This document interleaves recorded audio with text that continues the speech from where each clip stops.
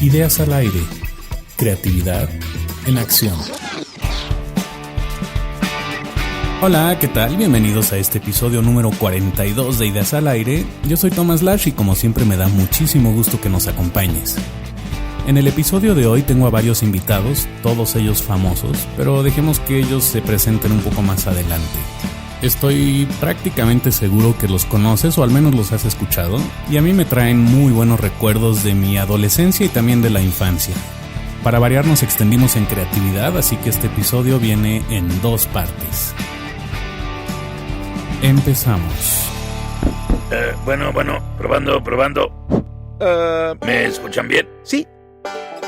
Hoy tengo la oportunidad de estar con unos personajes que todo el mundo de ustedes conoce. Uno de hecho es un personaje pequeño de unos escasos 15 o 20 centímetros que usa sombrero y botas. Hola. Pues vamos a ver qué opina sobre la creatividad del famosísimo Woody. Bueno, sí, ¿cómo están? ¿Me escuchan bien todos? Ok. Hola, ¿cómo estás, Tomás? Gusto en recibirte aquí en el cuarto de Andy. ¿Qué opinas tú, Woody, en cuanto a creatividad? ¿La creatividad depende de tu sombrero, de las botas? ¿O cuál es el secreto de la creatividad? Bueno, no propiamente de las botas y del sombrero, sino depende de las circunstancias, depende de, lo que has vivido en la vida, ya sea como juguete o ya sea como ser humano. Todo eso marca lo que es la creatividad. Y bueno, hay gente que ha vivido mucho pero no es creativa, y hay gente que ha vivido poco pero es muy creativa. Me imagino que también tiene que ver mucho con la clase de cerebro que tengas y la clase de educación que tengas y la clase de bobo que seas. Gato al pastor. También tenemos aquí otro personaje que viene de un planeta lejano llamado Melmac. Pórtense bien. Y me gustaría saber si hay gato encerrado aquí. Yo diría que no hay ningún gato encerrado. Hola, Thomas. Hola, Olizar, que también lo veo aquí. Exacto, aquí anda Carlos Olizar. Hola, buenas noches, buenos días, buenas tardes, quién sabe qué hora será cuando la gente escuche esto, pero ¿cómo están todos? Eso es la ventaja de estar en un podcast. Sí, y por ahí también veo a un peluche rojo que se me hace la competencia y que responde el nombre de Elmo Malo. ¿Qué hacen aquí en mi programa? ¿Por qué se metieron? ¿Ves? Por eso no quería nombrarlo. Muy bien, pues hoy estoy con dos Carlos Olizar y Carlos II. Actores de doblaje, maravillosos actores de doblaje.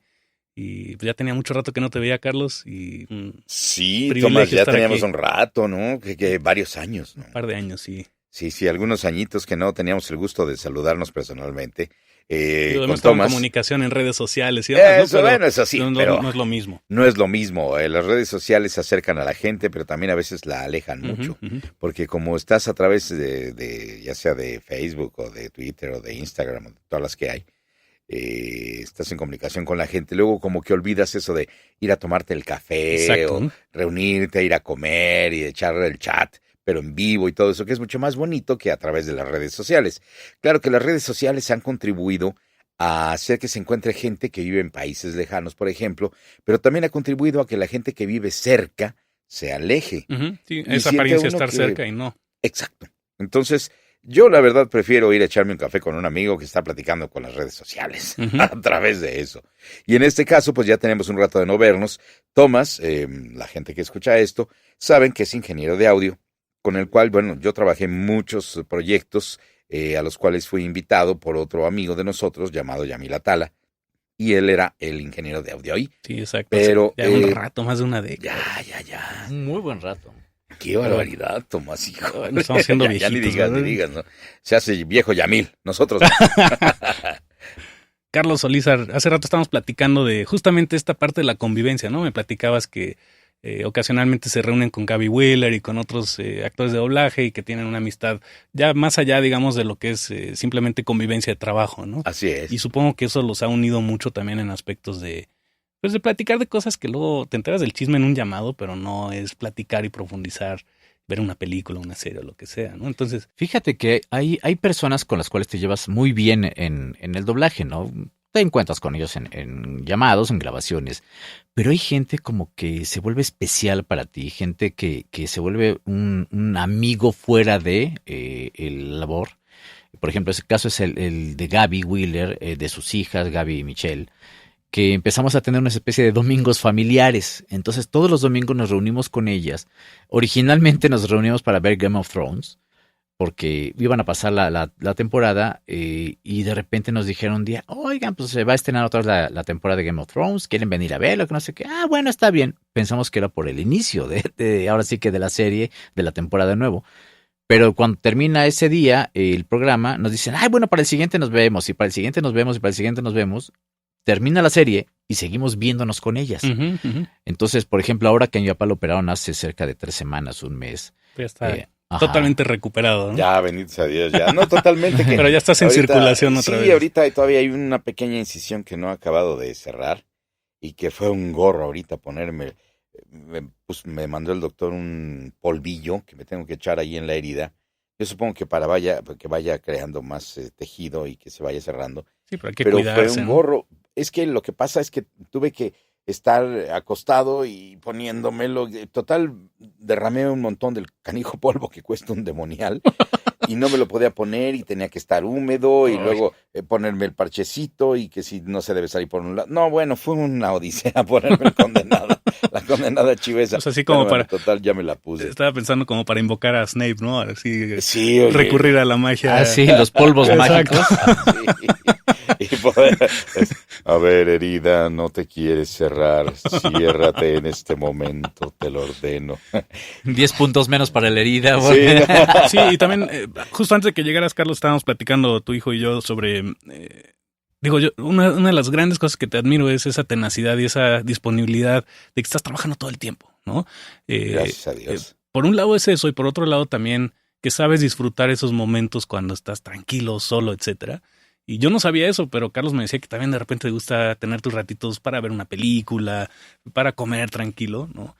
Y pues no sé si nos puedas platicar algo sin balconearte demasiado, pero algo que poca gente sepa sobre ti, algo como esto. Bueno, algo de lo que poca gente sabe es que soy muy hogareño. No soy muy fiestero, ni parrandero, ni nada. De hecho, los antros, los bares, ese tipo de lugares no me gustan.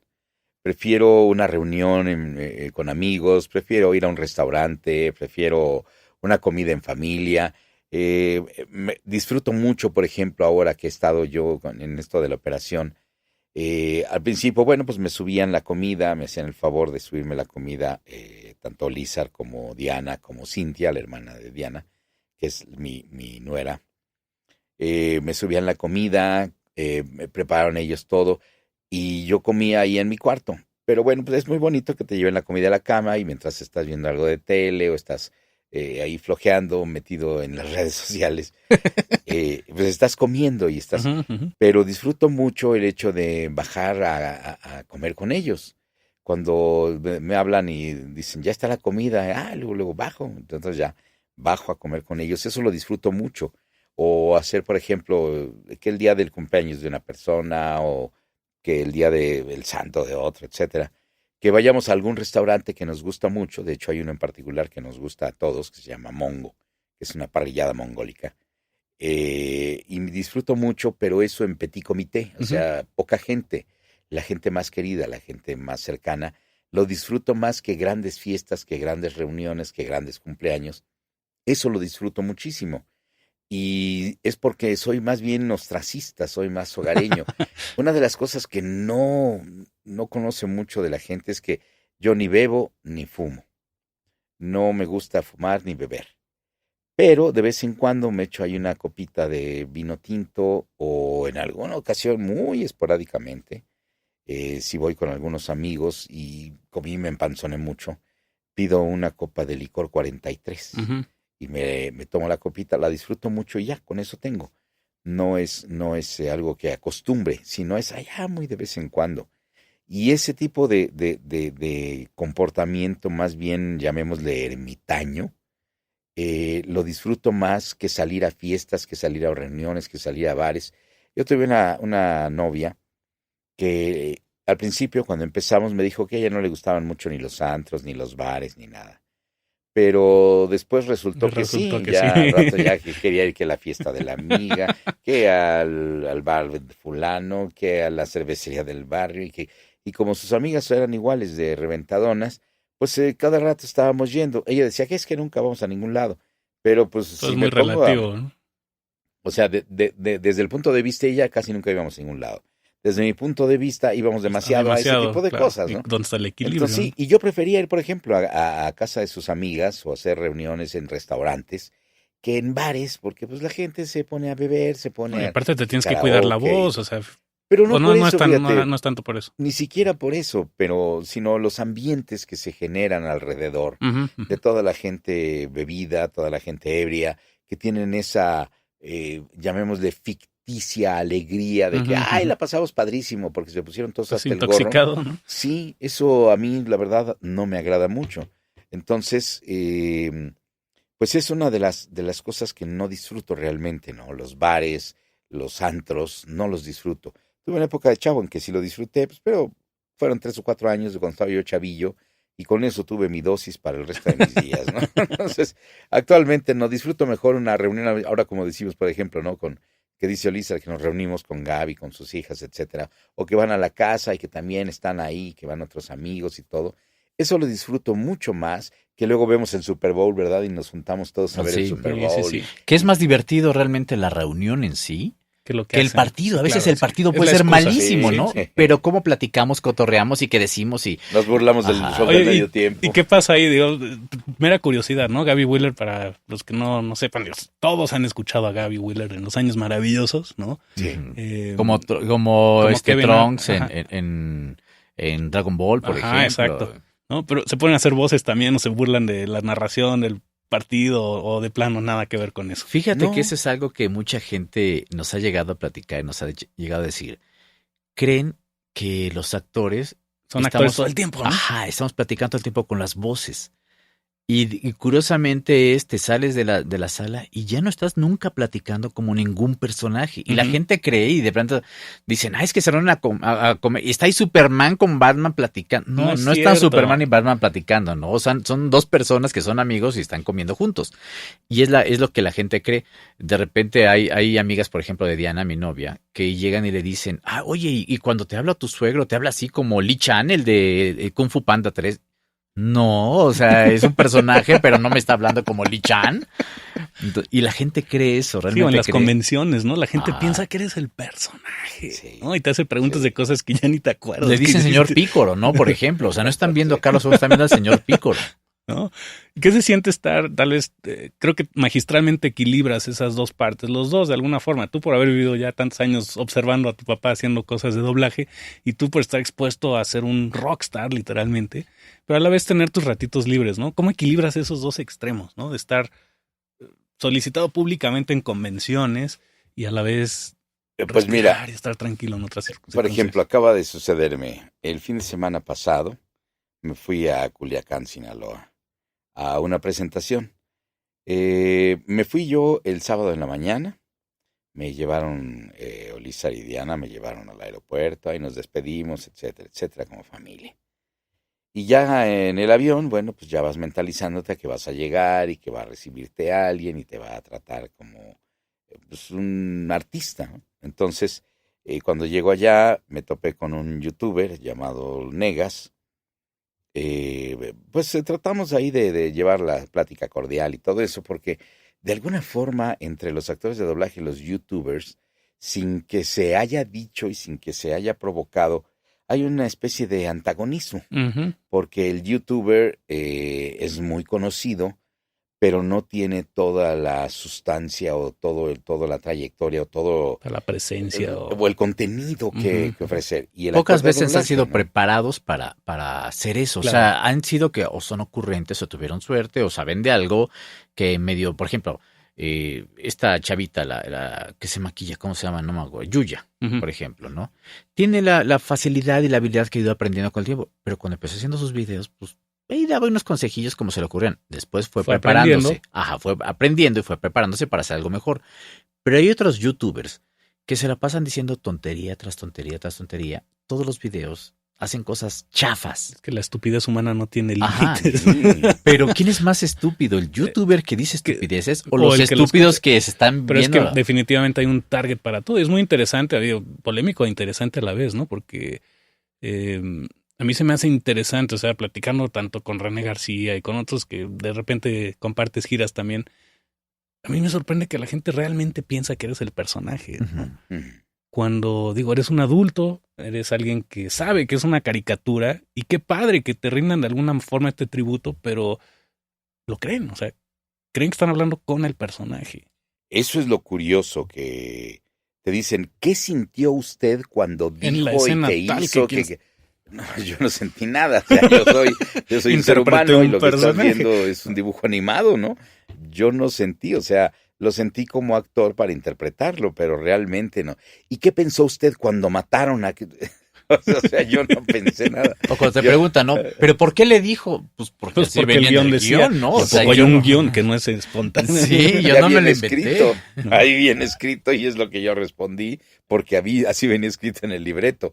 Entonces, realmente hay mucha gente que no logra disociar eso del personaje con el ser humano. Pero nosotros pues tratamos de hacerles sentir que somos seres humanos, pero al mismo tiempo no los queremos desilusionar como Ujú. que están viendo al personaje. Yo, obviamente, por ejemplo, ni soy chaparro, ni tengo la nariz como Dios Ya. hormiguero, ni soy velludo de Pero todo vaya, el cuerpo, ¿qué ¿no? personaje te aventaste con Alf? O Pues sea, sí, pero no soy así, claro. o tampoco mido 2 y cacho de metros, soy verde y tengo antenas Claro. y orejas puntiagudas. Entonces, yo no entiendo, la gente sí realmente nos ve como los personajes, pero tratamos de compaginar y de equilibrar ambas partes para que la gente se vaya contenta. Comentaba yo de Culiacán cuando llegué y nos fuimos a desayunar y todo esto, platicando y demás. Bueno, estábamos con el organizador, con Moisés Barrón, que a quien le mando un saludo muy, muy cariñoso, que me trataron muy bien allá en Culiacán. Me llevó a pasear, etcétera. Muy, muy padre persona, se portó conmigo. Entonces, pues con él platicaba como él como organizador y yo como un artista invitado. Y cuando entras tú ya al mundo de los que se hacen llamar a sí mismos frikis u otakus, porque así mismos se llaman Ujú, ujú. ellos. Y aparte con mucho eh, orgullo, ¿no? No es... Sí, además, ¿no? Es orgullo friki y orgullo otaku, ¿no? Entonces, que de alguna forma todos somos frikis y otakus, Sí, ¿eh? sí. Porque Depende del frikis de contexto. alguna cosa, sí, porque, por ejemplo, todos estos que se saben datos y señales y todo Les de puedes los llamar geeks o como futbolistas quieras, o ¿no? de fútbol americano o básquetbol o béisbol o que sea, que se saben datos y todo esto, que lo tienen así como, y que coleccionan cosas y todo, son igual de frikis. Claro. Sí, y he oído a muchos que son así del fútbol o del fútbol americano de hueso colorado, que se saben las estadísticas de los jugadores y que les llaman frikis a los que se saben todo lo que sucede en un anime o en un cómic de DC Comics, En ¿no? otro contexto nos llamaban nerds, ¿no? Y ahorita en el tag O CDMX era fans o... cool ser nerd o fans o Ajá. geeks o como le quieras llamar, Sí, ¿no? Finalmente es... entonces, y hay gente que, bueno, pues, son frikis de cualquier otra cosa, Ujú. pero en el mundo que entras con los frikis y los otakus, sienten, yo siento que una especie de fuga del mundo real, porque estamos de acuerdo que el mundo real no es del todo agradable para Ujú, ujú. nadie. Se fugan del mundo real y viven su fantasía. ¿Cuál es su fantasía? Los que se disfrazan, por ejemplo, los que cantan en los concursos de karaoke, los que concursan en los concursos de baile, de K-pop, de J-pop, los que van a los torneos de videojuegos, etcétera, o intercambian un montón de objetos de memorabilia que Ujú, compran ujú. y coleccionan y demás.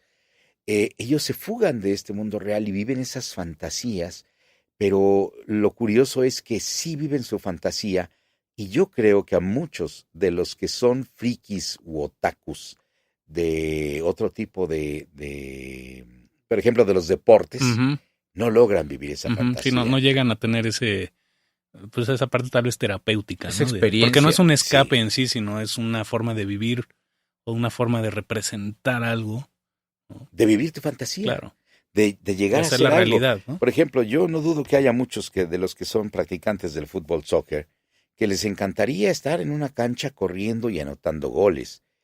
Y yo creo que les da hasta cierto punto, cierto coraje, cierta envidia de que haya una muchacha o un muchacho que van y se disfrazan de un personaje y se presentan a concursar y no les importa si son altos, flacos, chaparros, gordos, flacos, Si como se burlan sea, o no ¿no? de ellos. Aunque estén gordos, por ejemplo, se ponen un traje de Thor, o aunque no sean rubias y de ojos azules, se ponen un traje de Canario Negro, o aunque no se parezca ni remotamente a Sailor Moon, se ponen sus pelucotas y todo, y así van. En cambio hay otros que no se atreven, como por ejemplo los futbolistas, no se atreven a jugar fútbol. Claro. Y también siento que de pronto les da cierta frustración de ver que otros sí las cumplen las fantasías y otros no. Pero el mundo de los frikis y de los otakus es tan especial porque la mayor parte de ellos con uno son muy respetuosos. Sí, por ejemplo, en el mundo del cosplay hay muchos celos y muchas intrigas y muchas cosas así que me he estado enterando a lo largo de tantas convenciones. Sin embargo, ellos hacia uno son muy respetuosos. Es como muy genuino el trato, ¿no? Así hacia es, ustedes. Sí. Y ellos se acercan con mucho respeto, con mucho cariño y hasta con, llamémosle, devoción. Veneración. Veneración que sienten por la gente. Y es que yo crecí con su voz y lloran y se hincan y todo el rollo así con uno. Espérate, levántate, ¿cómo que te hincas? No, ni que fuera yo qué, pero así lo hacen. Claro. Y atesoran tu autógrafo y se toman la fotografía y te piden una grabación. Y de verdad lo guardan. A mí me ha tocado en decenas de ocasiones ver gente que llega con playeras, que llega con pósters, que llega con cuadernos de autógrafos, que van coleccionando de todos los actores que van conociendo, o luego suben en las redes sociales todas las fotografías de que ya conocí a fulano de tal, y ya tuve el honor de estar con mengano de tal, y quién fuera tú que ya conoces a perenganito. Y entonces, esto a mí en lo personal, la fama no me gusta. Pero lo que sí me gusta es el reconocimiento a mi trabajo.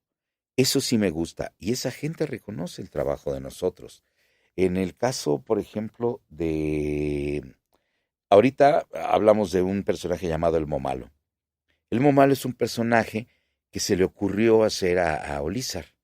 Se le ocurrió un día que vino de invitado Lalo Garza al programa que hacemos nosotros todos los jueves. Vino Lalo Garza. Y pues él es el que originalmente era la voz de Elmo. Entonces a Olizar se le ocurrió hablar como Elmo, pero dijo que era Elmo Malo. Que uno era bueno y el otro era malo. Y decía, es que tú hablas como Elmo, pero Elmo habla en tercera persona. Y tú no hablas, es que yo soy Elmo Malo, contestó. Y de ahí personaje, empezaron. Sí, es un personaje nacido en el programa. Y de pronto se ha vuelto un personaje muy querido por la gente, muy querido por el público. Y ya le están haciendo su historia de que si Elmo Malo aquí, Elmo Malo allá, y acechando, y no sé qué, y Elmo sabe dónde vives, y todo ese tipo de asuntos. Y una sección que hacíamos en el programa, que era la clase de Cachay, ahora antes la hacía el profesor Snape con los invitados, pero ahora la hace Elmo. Porque a la gente le gusta más que lo haga Elmo. Entonces, bueno, ahora Elmo Malo es el que se hace la entrevista, ¿no? Y ahí se va desarrollando una personalidad de un muñeco que surgió como una mera puntada. Sí, que aparentemente fue espontáneo y a la vez no fue planeado, se fueron dando las circunstancias, pero... Eso es creatividad. Eso es justamente creatividad. Pero es que además, ¿no? ¿Sabes qué es lo curioso con eso? Era de un día... Vino Lalo, cotorreo, se acabó. Empezaron a bromear y... Al día siguiente, bueno, no al siguiente programa, la semana entrante, empezaron a pedir saludos de Elmo Malo. Y la gente, y está Elmo Malo y que me mande una felicitación. Entonces, y de repente la gente lo recordaba. O sea, yo lo había dejado ya ni me acordaba. Y lo empezaron a recordar y la misma gente lo empezó a pedir y lo empezó a pedir. Y lo siguen pidiendo y no sé cuánto tiempo ya lleva eso, 2 o 3 años que surgió. Y el personaje, y ya lo consideran un personaje, o sea, lo ven como un personaje. En algunas reuniones, convenciones o lo que sea, van fans, me han hecho dibujos, me han regalado muñecos, de Elmo Malo. Sí. O sea, lo consideran ya un personaje. Claro. No ¿Y al principio pensaron que era Lalo haciendo la voz o era muy claro que eras tú desde el principio? No, porque es que estaba Lalo hablando. Estábamos aquí en el programa los dos. O sea, era imposible que él estuviera hablando, que estuviera editado el programa. Sí, no, lo supieron perfecto porque pues obviamente están dialogando y demás. Y además nuestros programas siempre son al aire. Entonces no es de que digas, pues lo editaron, lo hicieron así. Aprovechando para comercial, digo, yo sé cuál es la respuesta, pero para nuestro público, ¿dónde pueden escucharlos? Bueno, nos pueden escuchar en Facebook, pueden agregarse en la página de Facebook que tenemos ahí, que es donde pueden hacer preguntas, pedir saludos, mandar saludos, hacer comentarios, lo que sea de nuestros programas, que es Digital Media Radio, entre paréntesis, oficial. Entonces ahí en Facebook buscan Digital Media Radio, entre paréntesis, oficial. Y ahí se agregan. Ese grupo ya son 8,000, 9,000 personas, no sé, las que están ahí agregadas. Y entonces, y ahí hacen sus comentarios y demás con todos los invitados que tenemos, porque normalmente tenemos invitados de doblaje. Eso los jueves. Y los miércoles tenemos otro tipo de programa donde también, y nos pueden ahí también escribir en la misma página. Y ahora sí que el link para escuchar la estación vía internet es http:// digital mediar, o sea, termina con R digital mediar, con R al final, punto radio12345.com. Los números son digitalmediar.radio12345.com. Si no, lo puedo incluir en las notas del podcast para que sea más fácil darle un Perfecto. clic. Y ahí escuchan nuestros programas que son normalmente los miércoles y los jueves a partir de las 8 de la noche. Eso en el caso de nuestros programas, porque también hay otros programas que tenemos en la misma estación que son de otras colaboradores que tenemos, que también pueden escucharlos a lo largo de la semana. Sí, son programas de videojuegos, son programas, también hacen entrevistas de otras cosas. De Freaks, por ejemplo, también de Frikis tienen todos esos programas así de, había uno que se llama El Rinconcito del Friki, curiosamente, ¿no? Y entonces tenemos de todo tipo de temas. Y la clave también aquí creo que es escuchar. O sea, yo te he visto trabajar y es fabuloso escucharte, pero también sé que eres alguien que sabe escuchar muy bien, sabes cómo interpretar un personaje por lo que estás entendiendo el contexto de lo que estás escuchando, ¿no? Y me gustaría preguntarle a Ulises también un poquito que nos digas algo que poca gente sepa sobre ti. Y en particular, ¿qué admiras o qué has observado de tu papá y qué has aprendido de tu papá? Mira, cosas que poca gente sabe sobre mí, que no hemos platicado. Sigo sin balconearte, algo que no tiene que ser algo que te dé pena, al contrario. No, por ejemplo, yo siempre he sido muy tranquilo, por así decirlo. Nunca fui un niño problemático, nunca fui un niño latoso, fui muy tranquilo. Fuera de cuando desfacían tuertos en la escuela. Luego me llamaban de la escuela. Tenías que invocar a Alf para decirle algunas cosas. Lo que pasa es que me hablaban de su escuela porque ya se había peleado con alguien, pero no se peleaba con él porque fuera un buscapleitos. Se peleaba por defender a algún compañero, más, sí. Porque siempre era así como que el Quijote de los... Y si alguien de los alumnos más grandes molestaba a un alumno más chico, el primero en brincar era él. ¿Y te metiste en algunas broncas así o...? Muchas, no, me peleé 1000 veces. Sí. Hasta con un líder de una pandilla. Órale, me metí. Pero, entonces era como por defender algo justo o algo... Mira, hay dos cosas que a mí me molestan mucho en la vida. Las mentiras, o sea, cuando la gente me miente y me estoy dando cuenta, me molesta mucho y no importa quién me diga la mentira, y voy y les hago ver en su cara que me están mintiendo y me molesta. Los confrontas. Ajá. Y la otra es la injusticia. Entonces, cuando yo veía que llegaban, no sé, supongamos, ¿no? Estás en la secundaria, los de tercero a molestar al de primero y llegaban 3 de tercero contra el de primero. Al quite para... Yo llegaba a pelearme con 3 de tercero, o sea, y yo nunca me di consecuencias ni de tamaño, ni de edad, ni de cantidad de personas. No puedo soportar. Entonces, luego me pongo a defender. Brinco, a defender, ¿no? Contra quien sea. Me hice de enemigos, por así decirlo, en las escuelas, por eso. Pero también me hice de muchos amigos porque eran las personas que nadie... O sea, yo siempre me puse del lado del desvalido. Una especie como de superhéroe normal, ¿no? Sin tener superpoderes y sin tener superfuerza, sino simplemente el hecho de decir esa parte. Por ejemplo, a mí por eso me gustan los cómics, porque veía el que llegaba y ayudaba a los demás y no le interesaba el reconocimiento de, ay, soy famoso porque yo soy el que... No, o sea, estás defendiendo una causa. Ajá, yo defendía una causa. Nunca me importaba que me reconocieran y que dijeran gracias y que me alabaran. No me interesaba. Me interesaba que la persona que están fastidiando no la fastidiaran. Que la persona que abusaron de él no abusaran. Que si llegaban a algo, yo llegaba y decía, ¿sabes qué? Déjalo en paz. A veces ni se enteraba la otra persona que yo había ido a interceder. ¿Sabes qué? No quiero porque si no te vas a tener problemas conmigo. Y la otra persona nunca se enteraba qué había pasado. Nada más se daba cuenta que ya lo habían dejado de molestar. Pero pues a mi papá lo llamaban a la escuela constantemente a lo largo de los años. Primaria, secundaria, preparatoria, etcétera. Porque llegaba, es que se peleó con un chavo. Pero ¿cómo se peleó? Pues sí, se peleó. ¿Y que era más chico? No, era mucho más grande, era de 2 años más grande. Y entonces, no, pero es que... Y era chaparrito. No, le saca como medio metro. A ver, no entiendo entonces por qué me llaman a mí, ¿no? O sea... Si el otro es el que quiere abusar de... No, y es que yo normalmente estaba haciendo ese tipo de cosas, ¿no? Defendiendo mucho. Estaría, bueno, no sé, con el vozarrón que tienes, igual hasta para hablarle por teléfono al chavo. De veras te las quieres ver conmigo. No, pero digo, así problemas que tuviera yo de aprovechamiento o problemas de que dijeran que mi hijo era un latoso en la escuela, jamás. Al contrario. los problemas que tenía era precisamente por eso, ¿no? Igual también, por ejemplo, en una ocasión sí, por ejemplo, los llegaron a llamar porque llegaba y el director le decía, es que su hijo empezó a contestar al maestro en clase y demás, pero porque lo que pasa es que el maestro estaba diciendo tal cosa y su hijo empezó a corregir al maestro y le empezó a decir, no, esto no es así, es así, ¿eh? Ah, entonces mi hijo estaba mal. No, o sea, su hijo estaba bien en lo que decía, pero estaba dejando en evidencia al maestro y el respeto. A ver, pues es que si mi hijo está corrigiendo algo que el maestro está enseñando mal, no tendría por qué estar llamando la los atención otros no tienen la valentía de hacerlo y también eso es creatividad en cierta Sí. forma, ¿no? Es el atreverte, el arriesgarte, el hacer cosas un poco diferentes y no dejarte. Pero curiosamente, hablando de creatividad, él estudió publicidad al igual que yo y los dos nos interesamos más que por cualquier otra cosa en la parte de la publicidad, sino por la parte creativa. Uh-huh. Entonces, yo estuve trabajando 9 años en la publicidad, aunque pasé por diferentes departamentos. Estuve, obviamente, en el departamento creativo, en el servicio a clientes, estuve en tráfico, estuve en producción. Y él básicamente estuvo más en creativo, porque también él estudió la misma carrera que yo, licenciado en publicidad. Estudiamos, de hecho, en la misma escuela.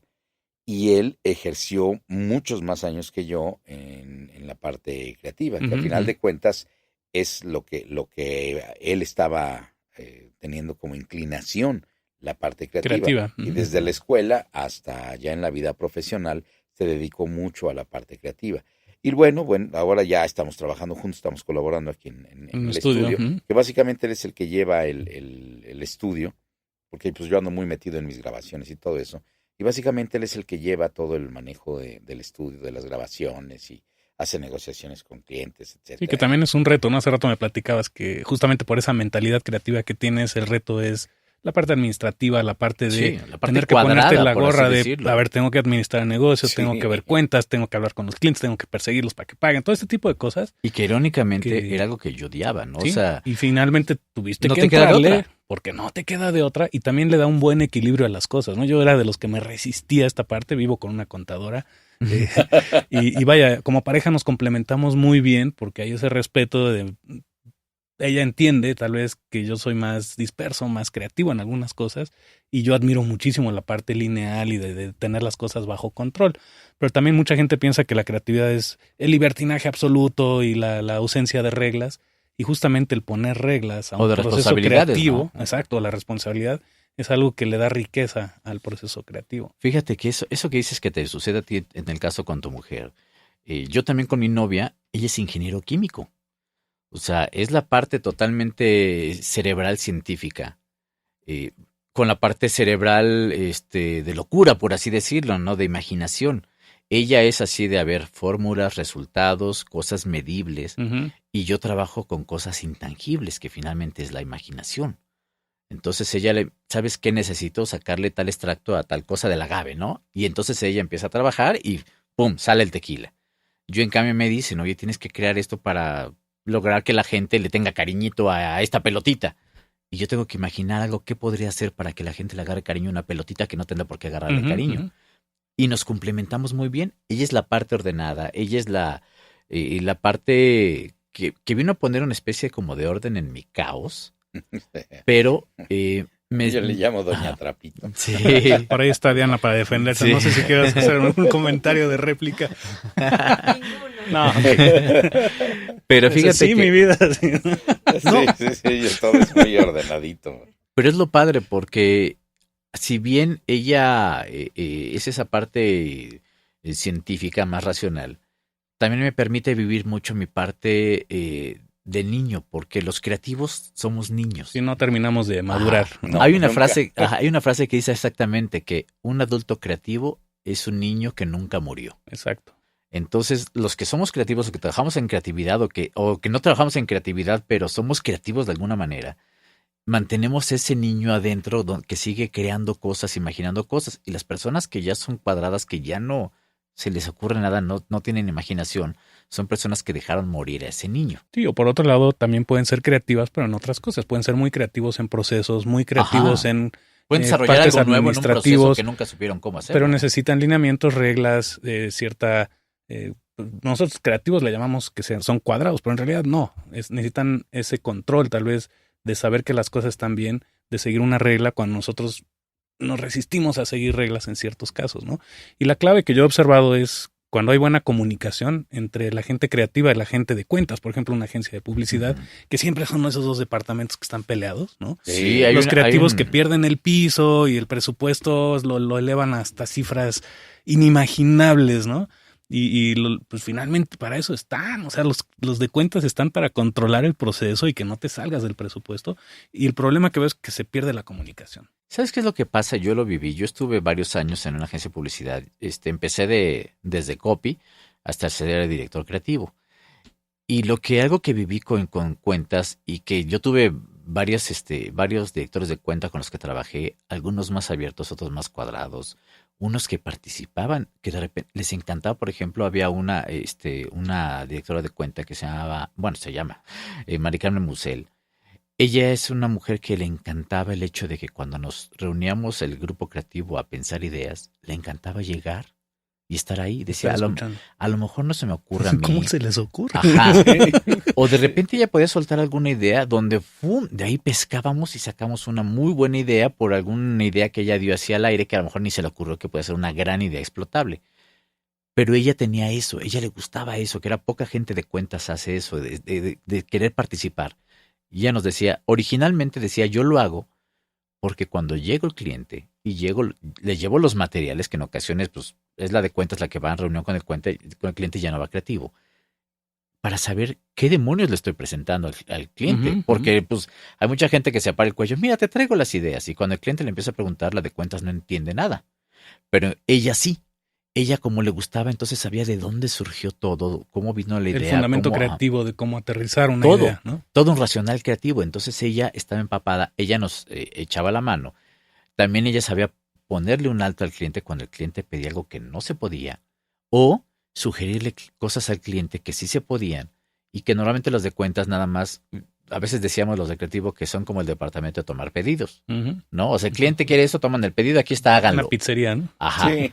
¿Cuántas pizzas para la mesa 3? ¿No? Y no es así. Cuentas debería trabajar de la mano con creativo. Sí, hay justamente los prejuicios, ¿no? El aspecto de que yo he observado a mucha gente creativa y son tabús, ¿no? Que el creativo es el que tiene las ideas, pero un creativo que tiene las ideas y no las ejecuta no es creativo. Podrás tener las ideas, pero también tienes que hacer la chamba de ejecutarlas, y eso es lo que hacen los de cuentas muchas veces. Y además no perder de vista qué necesita el cliente, porque es lo que hemos visto, comerciales que ganan premios y no le sirvieron para nada al cliente. Sí. No le elevaron sus ventas, no le pusieron, no mejoraron su posicionamiento, no lograron nada para el cliente, para su marca.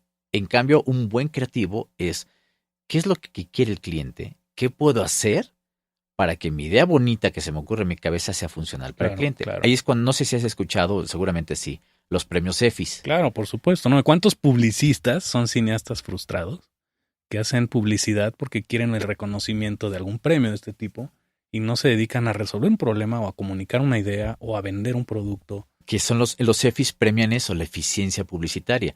Normalmente sí influye la creatividad y todo, pero lo que pasa es que le piden al cliente que mande originalmente cuáles eran sus propósitos con esa campaña y lo califican respecto a qué lograste con esa campaña, que no, y lo que te premian es, si yo te doy un premio, es porque el cliente quería vender 10 gomitas más y gracias a ti vendió esas 10 gomitas más. Eso es una publicidad que funciona.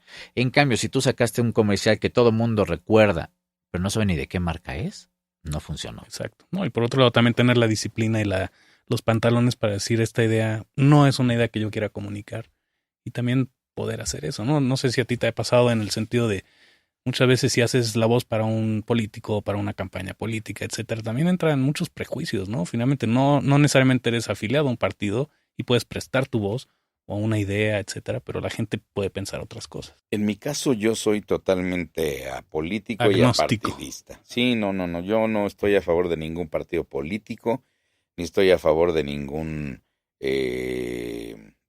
candidato, ni nada de eso, y menos en la actualidad.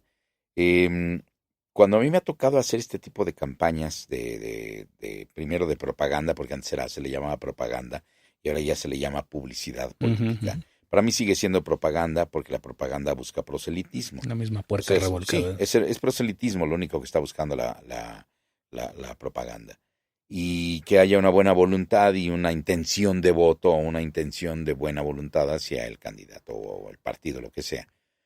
Pero cuando a mí me llaman, y en algunas ocasiones mucha gente me ha criticado que porque yo hice la campaña del PAN y que porque si grabé una campaña de esto o que por si grabé un spot diferente. Sí, o que si hiciste uno entonces ya no puedes ser el otro. Sí, a mí me han ¿no? criticado eso, les digo, a ver, momento. Yo soy un profesional de lo que hago, soy un locutor profesional. Por lo tanto, cuando a mí me hablan como locutor profesional para grabar, por ejemplo, la publicidad de un whisky, bueno, pues yo grabo la publicidad del whisky y yo no bebo. O si me llaman para grabar la publicidad de cigarrillos, pues bueno, grabo los cigarrillos, pero yo no fumo. Y si me llaman para grabar la publicidad, por ejemplo, de Volkswagen, pues grabo la publicidad de Volkswagen, pero yo no uso Volkswagen, ¿sí? Entonces, cuando me llaman para grabar la publicidad de un partido político, pues yo grabo la publicidad del partido político, pero no voy a votar por ese partido, no ni estás simpatizo con su candidato, ¿sí? O sea, para mí el trabajo es de locutor. Yo trabajo como locutor, por lo tanto, mis servicios son contratados, yo establezco mi tarifa, y si llegamos a un acuerdo con la persona que me está contratando para anunciar una campaña publicitaria de política, o para anunciar un automóvil, o para anunciar una marca de cigarrillos, pues llegamos a un acuerdo y se acabó. Eso es todo lo que para mí significa el ser el locutor. El locutor, sí. Sí, pero mis ideas y mis convicciones y todo eso son totalmente veces, independientes. Sí, son totalmente independientes, ¿no? O sea, yo grabo, por ejemplo, programas, hago narraciones y hago doblaje y todo esto para ciertas, ¿cómo le podríamos llamar? Agrupaciones religiosas, iglesias. Sí. Organizaciones religiosas que requieren del doblaje de lo que están haciendo. Está bien. Bueno, pues yo voy y grabo el doblaje de esa organización religiosa para lo que ellos están presentando. Eso no quiere decir que yo pertenezca a esa religión, ¿sí? No es algo que, con lo que, y luego me dicen, ¿y por qué lo hace? Pues porque es mi trabajo. Claro. Igual que si un doctor es cirujano, por decirte, cirujano es cardiólogo, ¿no? Y lo llaman para hacer una operación de un presidiario, de un asesino.